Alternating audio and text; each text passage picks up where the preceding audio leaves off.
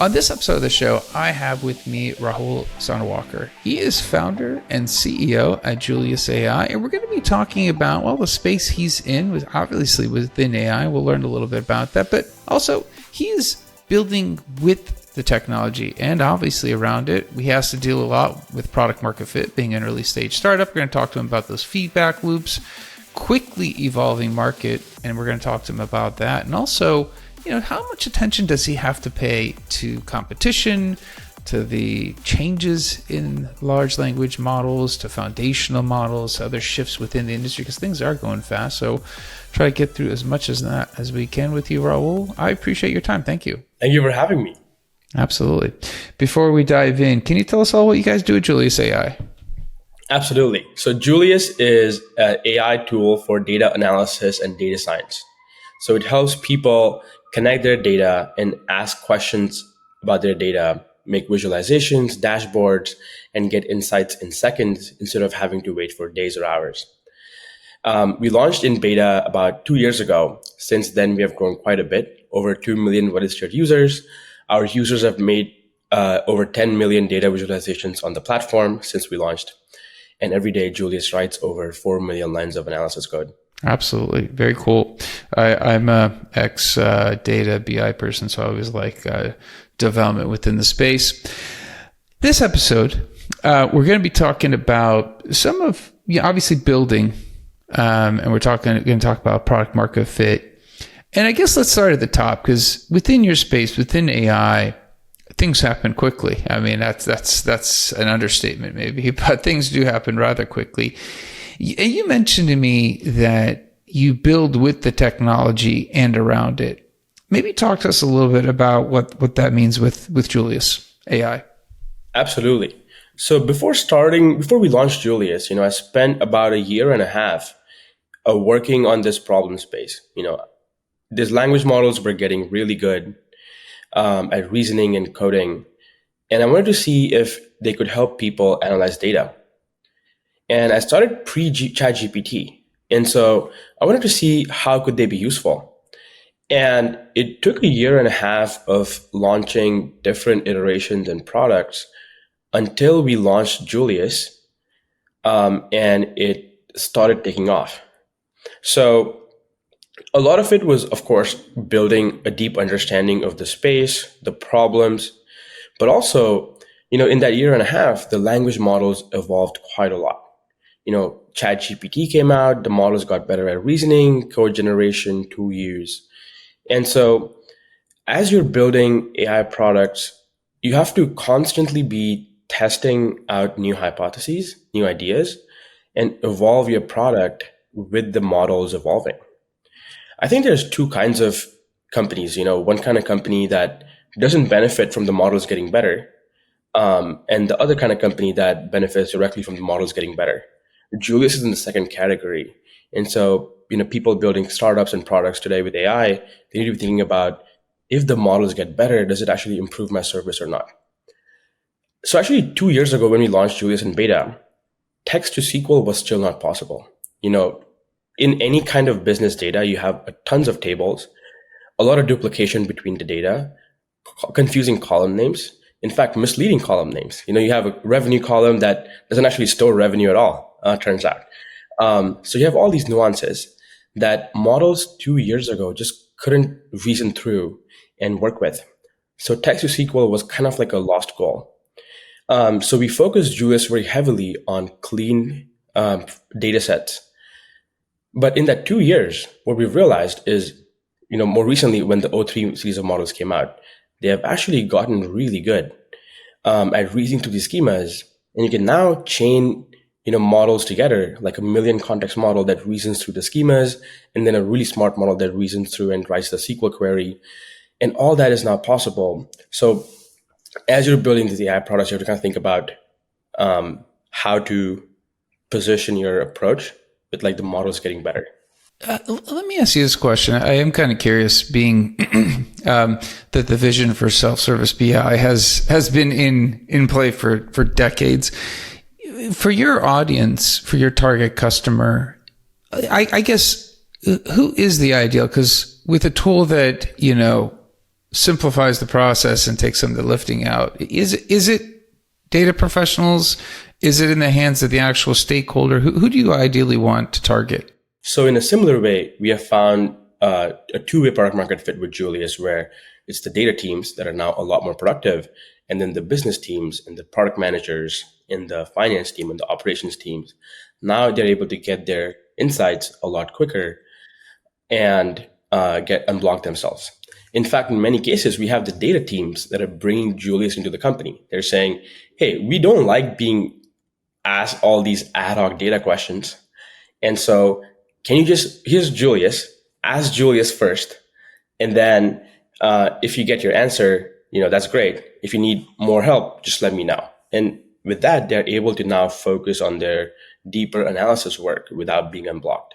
I guess when you look at the data that you guys are working with, I guess the complexity, the challenges within some of the semantic meaning, obviously you mentioned, the models are getting better at understanding some of those nuances.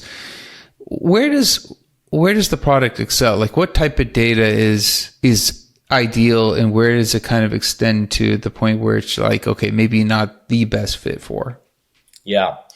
So it's better at structured data or organized data, but even structured data in most cases isn't clean, right? We use Julius internally in our company, and in many cases we have like conflicting column definitions and tables that are called one thing, but they don't really have all the data for that thing. So data is chaotic. The most optimal result would, of course, be when you have super obvious data definitions and column definitions, and it's the AI can just one shot how to get you the answer.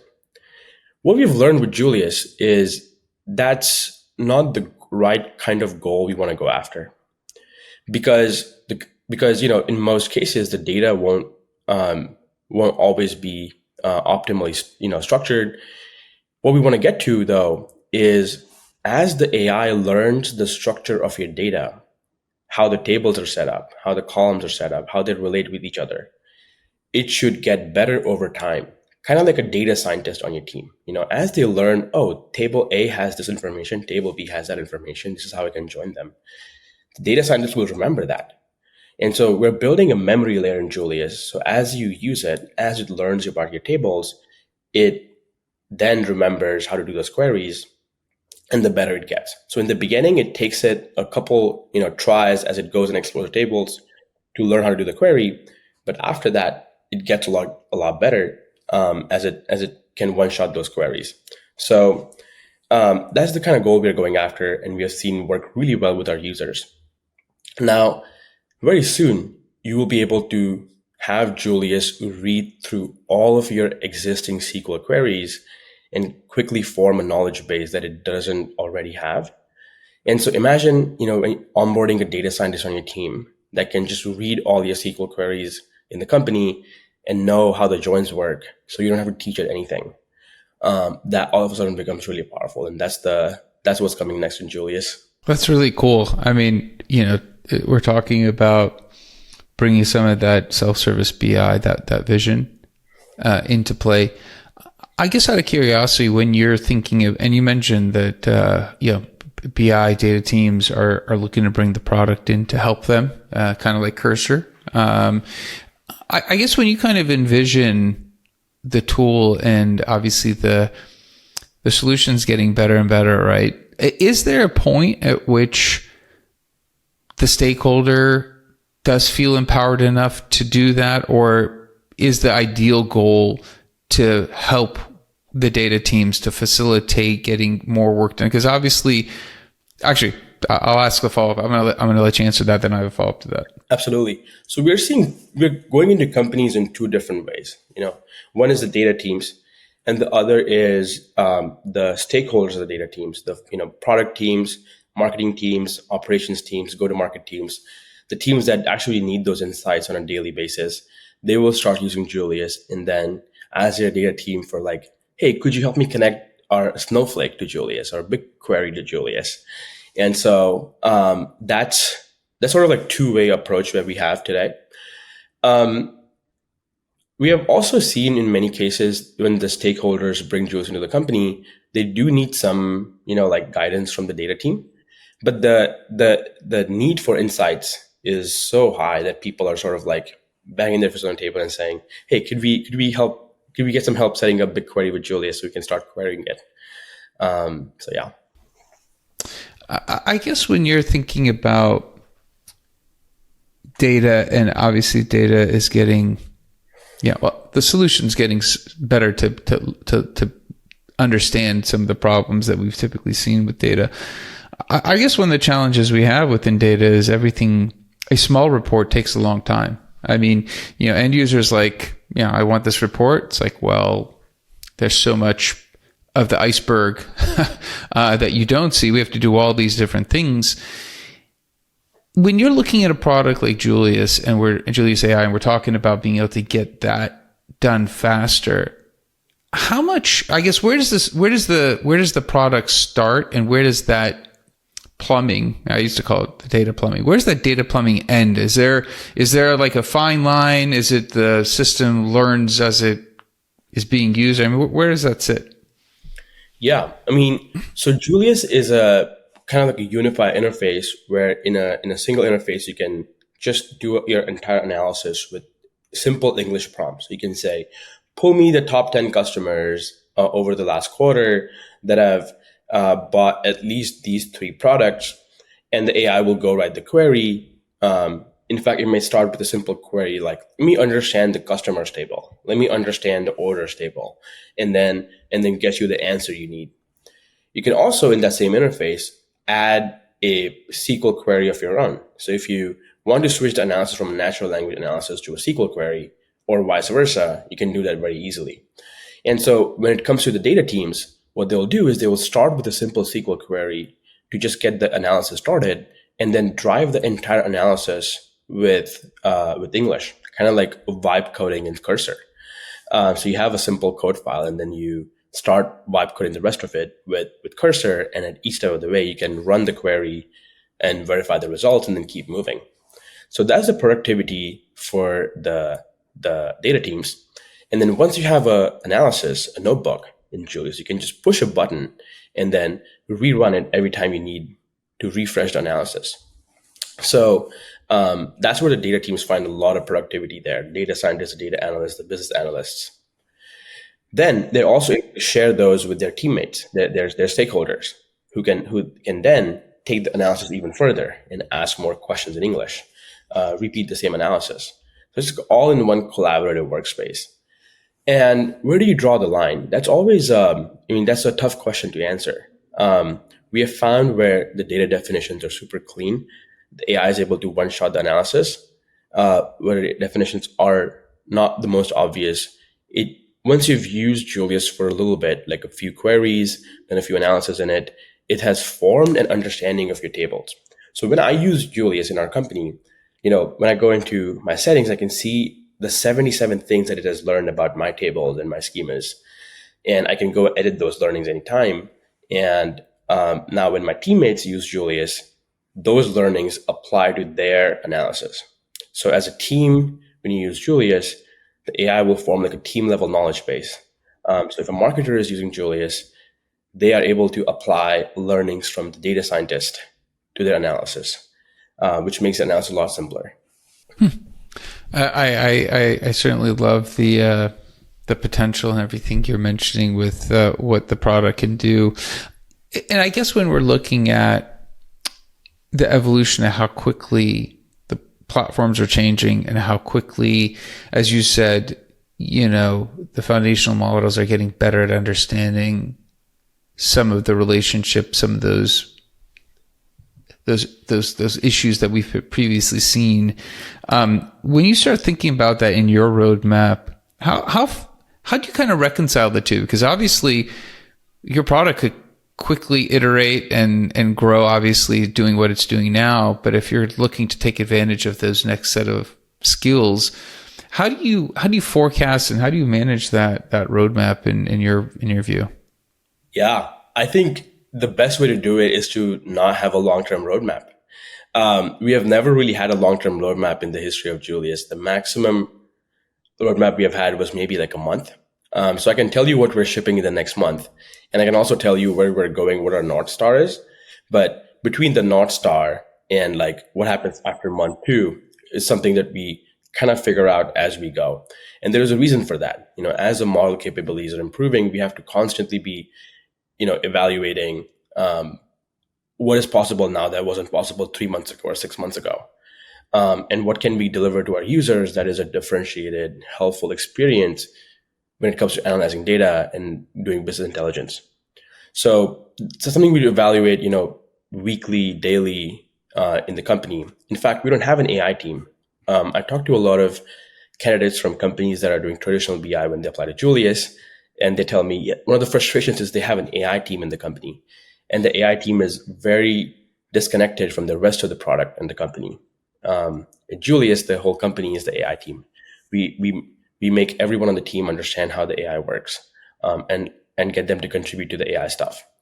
So um, so I think that's very critical, is to like not have a rigid long-term roadmap when building with these models, because overnight things that you thought were not possible for the next 12 months can suddenly become possible, or things that you think are going to be possible take a while. So constantly testing against the models is really important.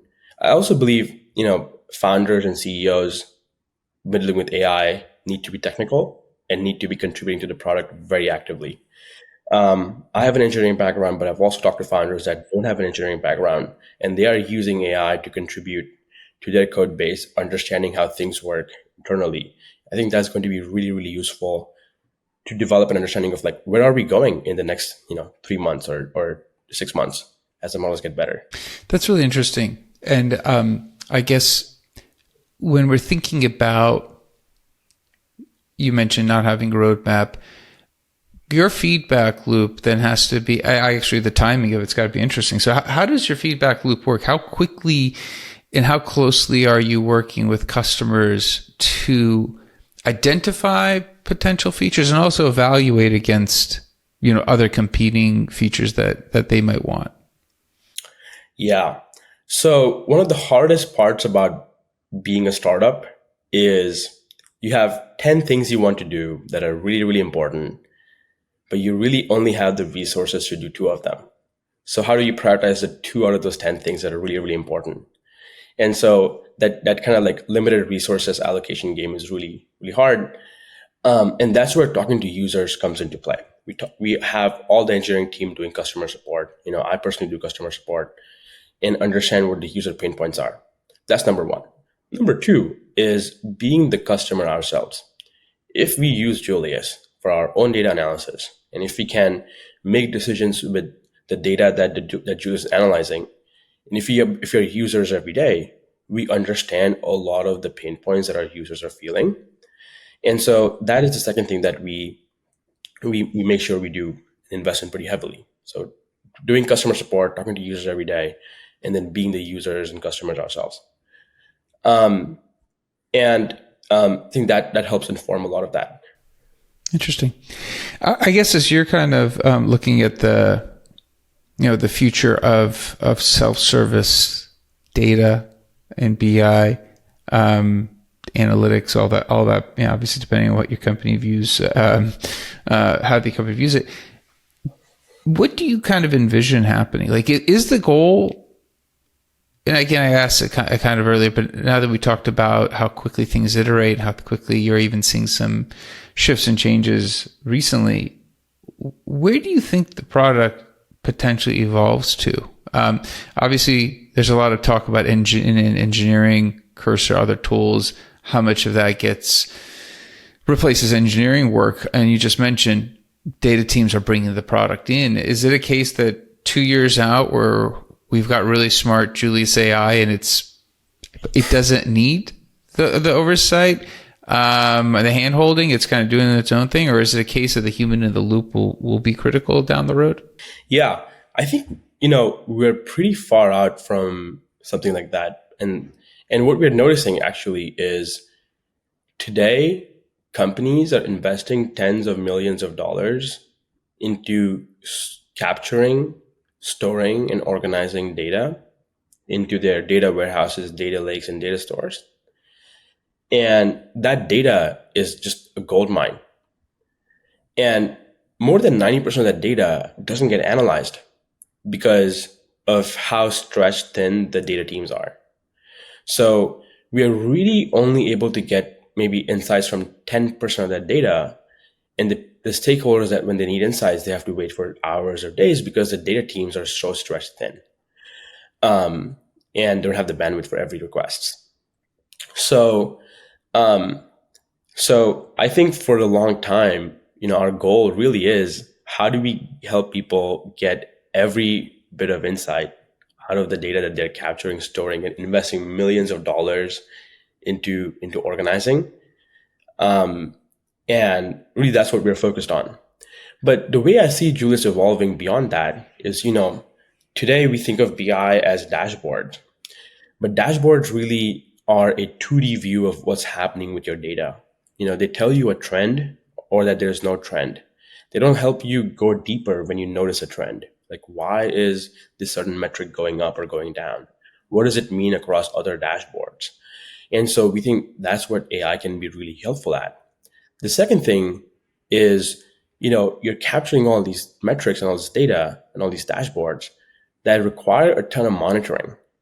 And most dashboards aren't changing day over day.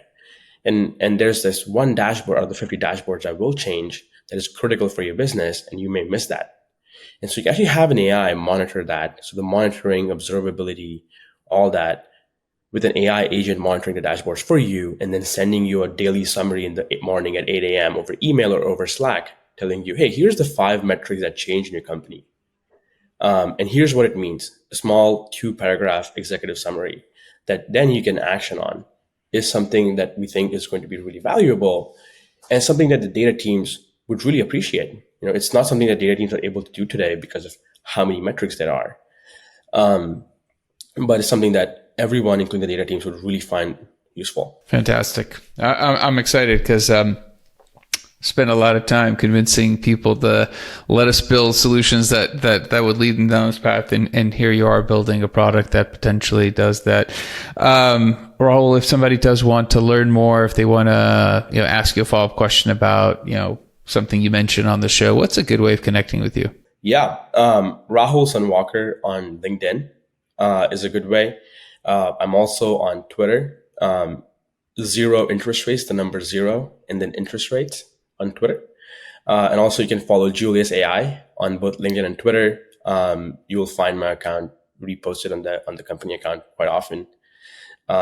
So yeah. Okay. Awesome. Definitely appreciate your time. And that's it for this episode. Be back again, different guest, different topic. Until then, 2 things. One, obviously, I love data, and this episode kind of hit at a deep interest of mine. And Rahul talked us through and walked us through the product and where it fits within the analytics space, targeting a lot of that BI stuff that everyone is trying to pull off. And Julius AI is helping companies actually deliver. And I thought it was really interesting to hear about how quickly his team is moving, evolving without managing a roadmap and really incorporating some of that feedback and into the product. And, ask Rahul a follow-up question if you have anything that would be of interest to you, especially about the product. I think, again, seems like an interesting opportunity to bring something like that in that isn't going to hopefully be too disruptive. As he described, it seems like a very friendly data analytics tool. Also, please like, subscribe, comment. Let me know how the show is going for you. Until next time, thank you and goodbye. Okay, I'm just going to redo my intro because I did not stick to anything I said. I always get a nice message from people saying, you didn't follow what you said. I'm like, so I'm going to redo that real quick because that way then I feel better that I am not going to mislead people. All right, here we go. 3, 2, 1. On this episode of the show, I have with me Rahul Sonwalkar. He is founder and CEO of Julius AI, and we're going to be talking to him about what Julius AI does and how it's impacting the analytics and BI space. And we're going to talk to him a little bit about how he manages feedback, his roadmap in a very fast-moving environment, And we're going to see if we can also talk to him a little bit about where the product is going to evolve to. Obviously, there's a lot of other tools out there for the engineering community, and we'll see how Julius AI fits into the data landscape.